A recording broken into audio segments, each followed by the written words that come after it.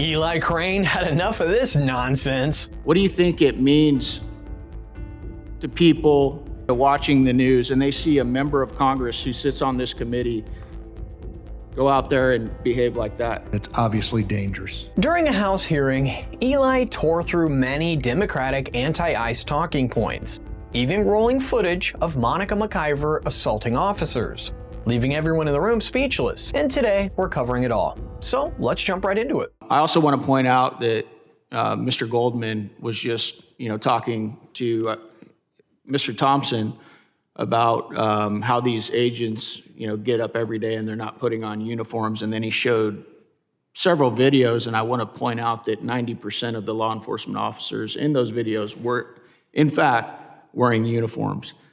Now I want to pivot to you, Mr. Hodges. In your opening testimony today, I want to read through some of the transcript that you provided the committee.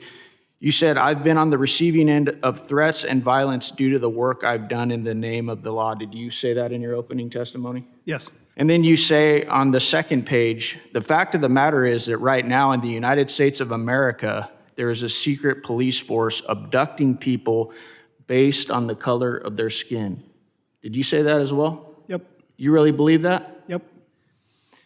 So you don't think that our law enforcement officers are going out and trying to arrest people who are here illegally that are also have been convicted of crimes? You don't think that that's what they're doing? I think they do that sometimes, sure. This is the exact type of rhetoric Democrats keep pushing, and then they give the shocked Pikachu face when political violence starts rising. Just look at where this has led. According to AC LED numbers, since Trump returned to office, there have been 8,500 pro-immigration protests across the country. Just look at the map of how it compares to Biden's 4 years.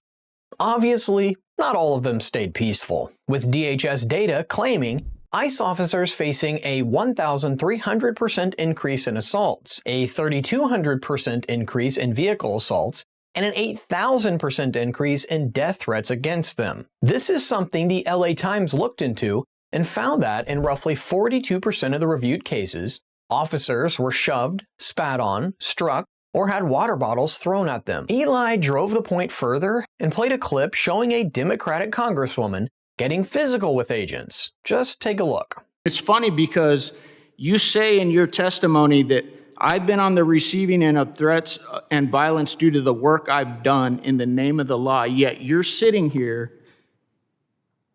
and you're saying that these law enforcement officers, you're fueling the same rhetoric, and now people are going to come after them for that. I want to play a video. You guys got my video?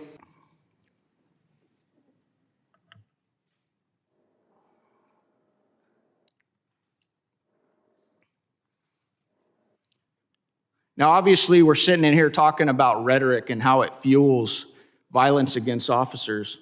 For you guys that represent so many officers around the country, what do you think it means to people that, are out there watching and listening, watching social media, watching the news, and they see a member of Congress who sits on this committee go out there and behave like that? Go ahead, Mr. Thompson. I'm appalled. I'm disappointed. I believe it's beneath the dignity of this body, this committee, and membership to it. And quite honestly, I find it reprehensible, and it's obviously dangerous. The congresswoman that we just saw shove ICE agents is McIver, and she's now facing 3 charges that could lead to up to 17 years in prison if she's found guilty. What's interesting is the fact that she tried to get the case dismissed, arguing that she's being politically persecuted. Are you kidding me? But a federal judge thankfully rejected those claims, which pushed her into filing yet another appeal before it reaches trial. It goes to show that when you invite the mess, you shouldn't be surprised when the consequences follow. Eli used the clip to push back against many of the Democratic anti-ICE talking points, and I think he made some solid arguments that are pretty hard to ignore. And I appreciate your service. I do. I know it's not easy to put on a badge, but I can't believe you would sit here and say that. You would complain about the treatment that you've received, because of the work that you've done in the name of the law, and then you have the audacity to come in here and say that these men and women, federal law enforcement officers, are going out there abducting people because of the color of their skin? Yes. Yeah, that's rich, and it's pathetic, and you should be ashamed of yourself. It's funny because I got a buddy of mine who doesn't have the same color of skin that I have, who's texting me right now during this hearing, watching you. The guy worked in the Border Patrol for a long time, and he told me, he texted me, that's a slap in the face to all of us who go out there and fight against cartels and criminals each and every day. You're trying to make it about color of skin, and we all know at the end of the day, there are so many law enforcement officers, great law enforcement officers that represent all of our communities that have every color of skin out there. They pray to different gods, and they're just trying to do their job. I got to admit, I think he's right. And it's not just this witness either. Plenty of Democratic politicians have pushed rhetoric that goes even further. Now, to be clear, ICE is certainly not above criticism.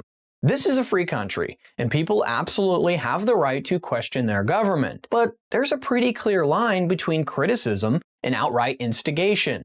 And too many on the left keep crossing that line. For instance, everyone's favorite Congresswoman, Jasmine Crockett, compared them to slave patrols. Seriously? While Tim Walz took it a step further and referred to them as Trump's modern-day Gestapo. Thankfully, we don't have to deal with him too much longer. Then there are the progressives who want the entire agency abolished. And they're unironically saying that it's the moderate thing to do. It's the same reckless playbook over and over, escalating tensions until something serious happens, only for the very same people who fueled it to suddenly act horrified and rush to condemn it. Do you find that ironic that you're actually doing the same thing that you're complaining about in your opening statement? Is that lost on you, Mr. Hodges? I don't understand the question. Yeah, I figured you wouldn't. Immigration and Nationality Act. The Immigration and Nationality Act, INA, gives the Department of Homeland Security, DHS, broad authority over immigration enforcement, detention, and removal. DHS agencies like ICE, CBP, USCIS exercise powers delegated under the INA, including arresting, detaining, interrogating, and removing non-citizens who are in violation of immigration laws. That's exactly what they're doing. They're actually carrying out the laws that we pass in this country. That's pathetic, man. That's what it all boils down to. If the Democrats genuinely want to change how immigration enforcement is carried out, reckless rhetoric and constant escalation, they're not the answer. Real change comes from legislation. And many Republicans in Congress have shown willingness to meet in the middle when it comes to some reforms. But I guess lawmakers doing their actual jobs doesn't get them headlines that guarantee more money at fundraisers. And honestly, that problem goes far beyond immigration.